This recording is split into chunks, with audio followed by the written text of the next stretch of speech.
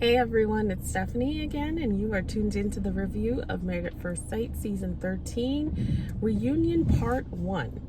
Alright, before we get started, don't forget to click the subscribe button and the notification bell so you can be the first to find out when I post these videos. Alright guys, so this week was Part 1 of the reunion for the Houston cast, and I'm just going to jump into it. I was kind of underwhelmed by this Part 1. I don't think it was very interesting. I think they're really like saving a lot for maybe Part 2. You know, I don't really even have much to say about it, to be honest. You know, they touched on Brett, and so first of all, I would say that this season has been probably the messiest season in terms of stuff happening during the premiere of this season, stuff happening as we're watching the episodes, but in real time. So it's a lot of like conflicting things that we see maybe on social media or we're seeing in the blog space that is not reflective of the show, because a lot of you guys have told me, no, this isn't true, and this happened, and this is what's going on. I hear all of it too. I still only review what I'm seeing on the show, because then if we start reviewing rumors and what's happening in real time, it just gets very confusing. So I just review the show, review what we're watching. But I heard a lot of all the stuff that was happening, you know, who's seeing who's not together. I feel like this has been the messiest cast in terms of like all the stuff that's happening. So it's hard to even watch the reunion, because most of the time, you know, at this point what's true, what's not, and who's still together, who's not, what's happening in real time, etc. So I guess I was underwhelmed by it, because it just felt like a drag out, that they wanted to save the bigger stuff for Part 2, which I get makes sense, but left like a lot to be desired. Seeing Brett and Ryan come back on, you know, I mean, we know they're not together. They decided not to stay together. The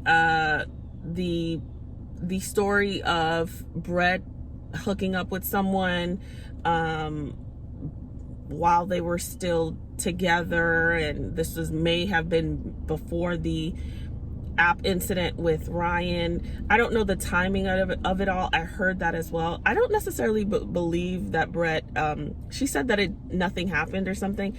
I don't believe her. I don't know. There was something about her when I was watching the review where I felt like she's not telling the whole truth. And to get on Ryan about getting on a dating app, but you had met someone while you were, it's like messy.com. It really, really is with both of them. But I wasn't really interested in seeing either of them, because, you know, they kind of just were like a lull the whole season, and they just never connected. It never ever took off for them. So that to me was not really interesting. Jose and Rachel, I was a little bit surprised, but not really, that they kind of disconnected and are kind of working on that relationship. Here's the thing, because Rachel moved out and they separated for a little bit, not officially, but they separated in terms of like, we're not going to live together. They are choosing to date and get to know each other and kind of work through the kinks. And a lot of people might think that that's backwards, but I actually think that that's the smartest thing that they can do if they still want to choose to get to know each other and maintain this marriage or create something real out of this marriage. Because a lot of us, like, even though we know it's a show, we hold them to the fire and have less forgiving nature about what it actually is, which is 8 weeks ago they met. That's it. You know, how would you be doing with your partner if you met them at the altar and then you knew them for 8 weeks and then you just had to live this life? It's incredibly difficult. And that's hard when marriage is hard, relationships are hard when you've known somebody for a long time, when you've had ample experiences with them. So they're like dating. And although in the traditional sense of meeting someone and getting together, that might feel like a regression, for me, I'm like, you know what? That's pretty smart. Like, they're not sitting here saying, we're having a great time. They're not sitting here saying, we're having the most horrible time and I can't stand this person. We're saying, hey, we got together, this wasn't working out. There's a lot of factors that influence that. I thought I wasn't going to continue, but we want to work on it and see if there's something real here that can maintain the marriage or not. I think they're actually incredibly realistic. And Jose had a affect last night for me that was, well, not last night, but a few nights ago, that was like a little bit more humble. And you're just seeing them work it out. And I think if they would have met and dated, this is probably what you would have seen. And the fact that they're saying, hey, you know, we're going to give it our best shot, I can respect that.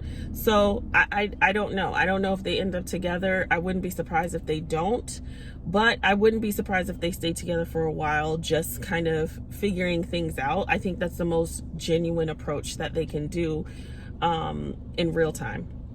I don't know what's going on with them in real time, like right now, but based on what we're seeing. So that's Rachel and Jose.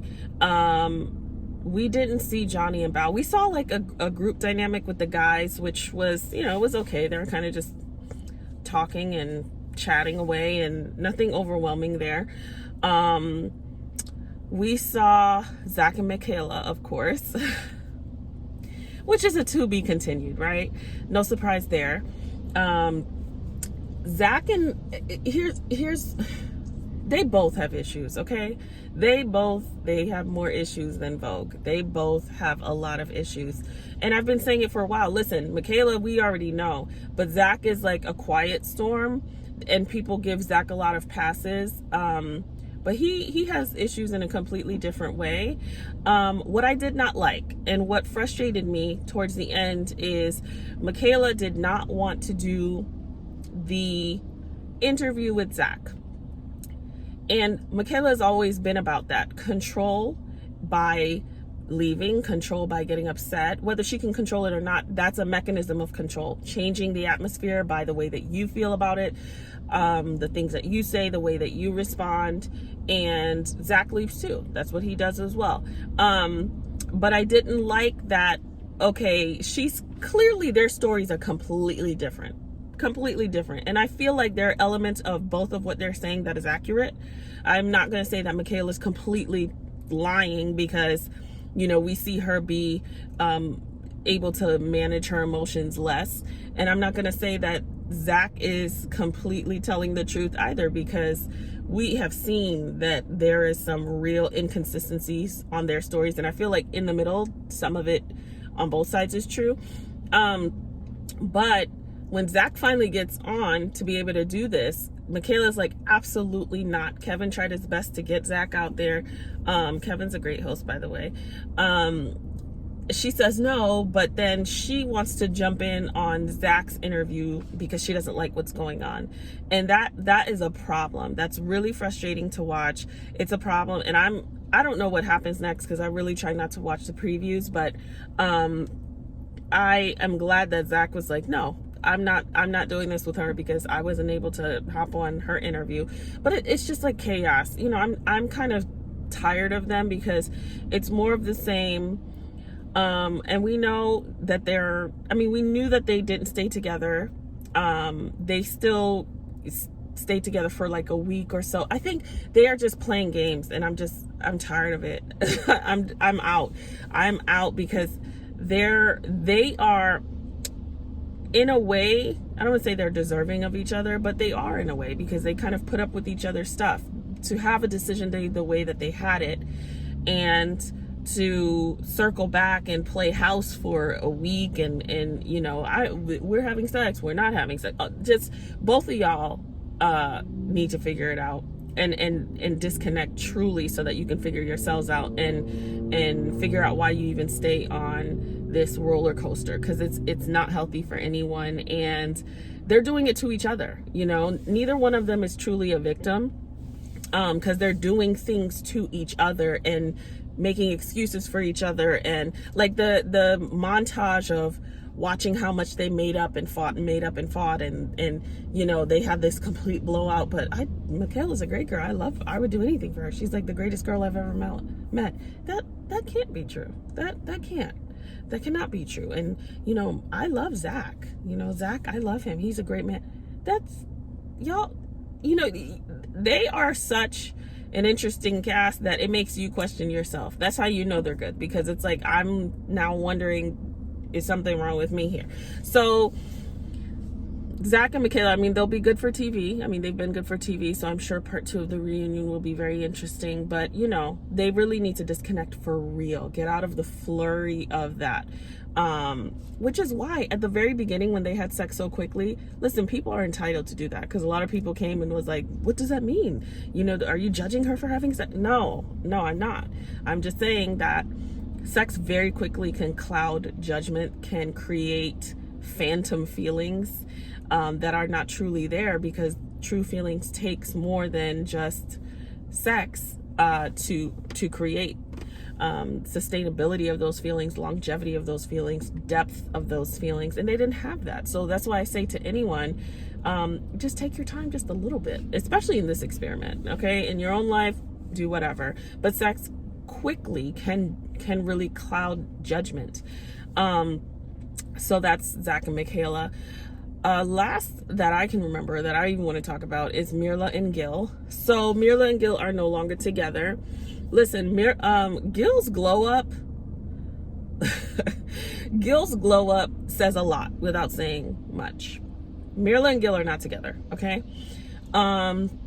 Basically, their stories don't add up too. There's a lot that Mirla doesn't say, and I really wish she would, because the painting of Mirla as the Ice Queen, which she did, she was really cold this week in terms of like him being so expressive about their breakup and her just deciding that it wasn't good for them, and she didn't want to be with him. It continues on in this very curated way that she is presented and that they are presented as a couple. What bothers me is that Gill is always presented in a way that demonstrates perfection, and that's just not true. I'm gonna go with my gut instinct on this, that there's a lot that we're not seeing and there's a lot that we don't know, because it's just painted one-sided, and I don't believe that. Gill wearing the Lubus, if they were still together, I would say, oh, she's like decked her man out, but they're not together. Gill presented in a way that was just very different this week, and my gut instinct is that it's not just her. It's not like now I don't like that she presented in a way that it was going really well when it wasn't, or it was going, not that it wasn't going well, but that she was really into it, where, you know, this was, because she even said with Dr. Pepper, I didn't think I would get this, and I got even more. So I would really want to sit with her and say, why did you do that? Like, because you look like a liar, you look inauthentic, about presenting, you know, yourself as being really in it because this person is so great, but then you don't really like them. But there are like holes, there's a lot of holes here, and there's something that's happening, or there's something that's happened that we just didn't see. And no surprise that they're not together, because I thought, listen, they gave us great couples TV in terms of like enjoying watching someone, because I told you I didn't think they'd be together, but I did enjoy what they gave us. But I don't think they're equally yoked in a lot of ways, but I just don't think that it's one-sided. And I think that the way that, I think part of Mirla's problem is not saying a lot of things to her detriment, because even still, she is this not so nice person who is appears like she doesn't care, and I think she doesn't necessarily know how to express that. And I think she is also protecting him in a way, and maybe it could be because she just doesn't want to get into it and she doesn't care enough. But I just don't think that Gill is perfect. I think he's a nice guy, but I also think that he has issues that contributed to the demise. It wasn't that Gill was so great and she woke up one day. Like, I don't get that. I'm gonna trust my gut instinct on this. You know, because it's easy to fall into, well, this is what they showed. Well, if we were to be filmed and people spliced aspects of our personalities and aspects of our day, then you really can create a lot of this one note thing. And it's not to say she's not a nice queen. It's not to say that she couldn't have been more expressive in that moment. But if you have someone who's really, really expressive and the other person is choosing not to be, then okay, you're going to get this one thing, and it doesn't necessarily mean that that's all that there is. That's just what we see. But my gut instinct is telling me that this is not just what it is. So as I was watching, I was like, man, she's really cold. Like, I don't really, I really don't like that she's responding this way, but I couldn't shake the feeling, and I always trust my gut. So, we shall see. Hopefully we get more information. A lot of you guys have been hitting me up with information, so which confirms a lot of how I feel. But nonetheless, part 1 is done. Kevin is doing a great job as a host, because he gets into the questions, and he really, like, I love that he was on Zach about, like, how is it that, okay, you said no, but then you say yes. Like, how is it that you don't get that you're confusing and that you're not consistent? And Zach saying, well, how is it that people don't? I mean, I'm just glad that he pushed. So Kevin is great. Yeah, so that's all that I have, you guys. As always, don't forget to subscribe, comment, and share, and I will see you guys next week. Everyone have a wonderful weekend.